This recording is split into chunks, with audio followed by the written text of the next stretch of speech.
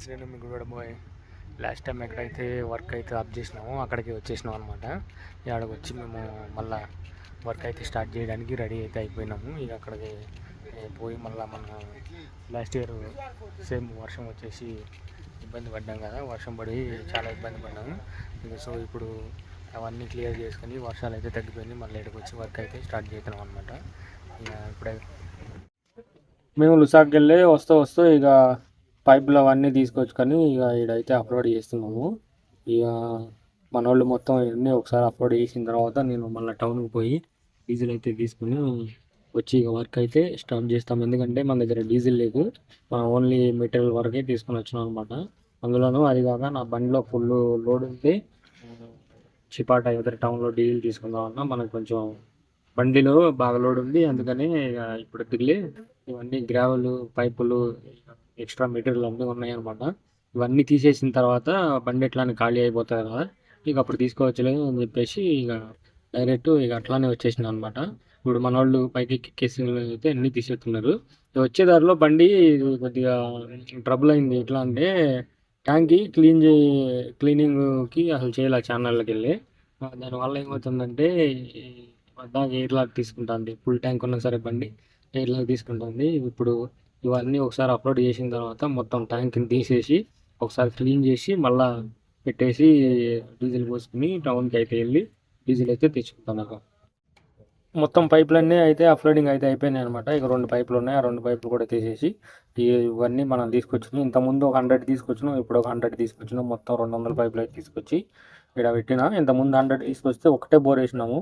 ఇప్పుడు మళ్ళీ నేను వస్తా రంగ 100 అయితే తీసుకొచ్చిన. ఇక వీడుండి ఏం చేస్తానంటే ట్యాంక్ ఓపెన్ చేసామని చెప్పినాన్ని. ట్యాంక్ తీసారు నువ్వు అర్జెంటుగా, ట్యాంకులో డస్ట్ ఉన్నట్టుంది, మనకి ఇంజక్టర్కి ఫిల్టర్ దగ్గర జామ్ అయిపోతుంది, అందుకని చెప్పేసి ఇక ట్యాంక్ తీసామని చెప్పినాన్ని. వాడైతే ట్యాంక్ తీసేసి శుభ్రంగా నీట్గా మళ్ళీ లోపల అంతా వాటర్ కొట్టేసి కడిగిచ్చేసి ఇక బయట కూడా మళ్ళీ సర్ఫ్ వేసి అయితే నీట్గా కడిగిచ్చేసి మళ్ళీ ఈ ట్యాంక్ని అయితే మళ్ళీ యథావిధిగా ఫిట్టింగ్ చేయించేస్తాను. సరే మళ్ళీ ఫిట్టింగ్ అయిపోయిన తర్వాత మనం డీజిల్ పోవాలి. ఇప్పుడు ఇదే బండి వేసుకొని డీజిల్ పోయి డీజిల్ తెచ్చుకొని వస్తా ఇక మనం కూరగాయలన్నీ తెచ్చేసుకోవాలి. ఇక వీళ్ళకి కూడా డబ్బులు ఇచ్చేస్తే వాళ్ళు కూడా కూరగాయలు తెచ్చేసుకుంటారు. ఎందుకంటే మనం మళ్ళీ ఒక 5-6 సైట్లకి ప్రిపేర్ అయ్యి వెళ్ళిపోతున్నాం కాబట్టి మళ్ళీ కూరగాయలకి అటు తిండికన్నీ ఇబ్బంది పడుతుంది. ఇక లోపల మళ్ళీ గ్రావెల్ అన్నీ సెట్ చేయాలన్నమాట. మన వాళ్ళు అయితే అదే పనిలో ఉన్నారు. కేసింగ్లు అన్నీ ఒక లెవెల్లో పెట్టి గ్రావెల్ ఒక లెవెల్లో పెట్టి మళ్ళీ డ్రమ్ములకి అయితే స్పేస్ పెట్టి చేస్తారనమాట. ఎందుకంటే డీజిల్ ఇప్పుడు 5 డ్రమ్ములు డీజిల్ తీసుకోవాలి కాబట్టి అవన్నీ లైన్ చేసి పెడతారు. ఇక డైరెక్ట్ మళ్ళీ మనం డీజిల్కి అయితే వచ్చేసినాం అనమాట. ఇక మన వాళ్ళు అయితే ఇక్కడ డీజిల్ పంపులో డీజిల్ అయితే తీసుకుంటున్నాము. ఒక 5 డ్రమ్స్ అయితే తీసుకుంటున్నాం అనమాట. ఇక మన వాళ్ళు అయితే రెడీ అయిపోయారు. ఇక ట్యాంక్ ఆల్రెడీ ఇంతకుముందు వచ్చి అప్లోడ్ చేసింది. మన అదృష్టం బాగుంది, డీజిల్ కూడా ఉంది.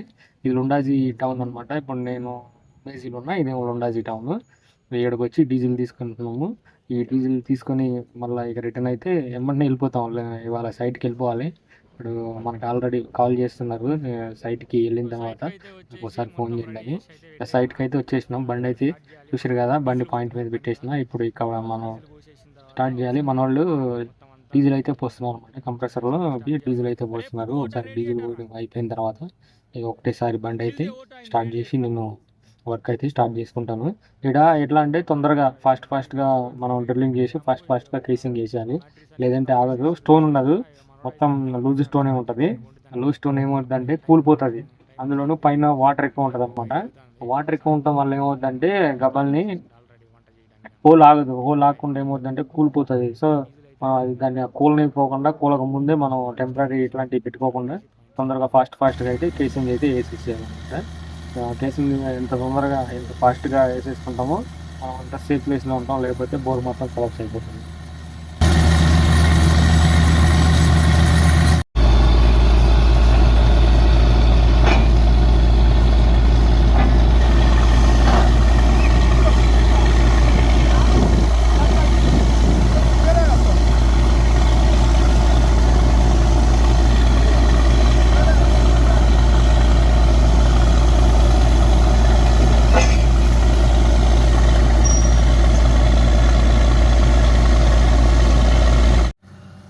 పైన నాకు 18 మీటర్లోనే వాటర్ అయితే తగిలినాయి అనమాట. ఇట్లా తగలొద్దు వాటరు. ఈ 18 మీటర్లు తగిలితే పెద్ద తలకాయ నొప్పి మనకి. ఎందుకంటే మనం ఈ డెప్త్ బోర్లు వేయాలి. మనకి మినిమం 60-70 మీటర్లు అయితే వాడు మనకి ఏం మాట్లాడు. ఇట్లా పైన వాటర్ ఎమ్మటనే తగిలిపోయి 50 మీటర్లు 40 మీటర్లు అంటే కూలిపోతూ ఉంటుంది అనమాట. కూలిపోయేదానికి వాడు ఏం చేస్తాడంటే అసలు ఒప్పుకోడు, చాలా ఇబ్బంది పెడతాడు మనల్ని.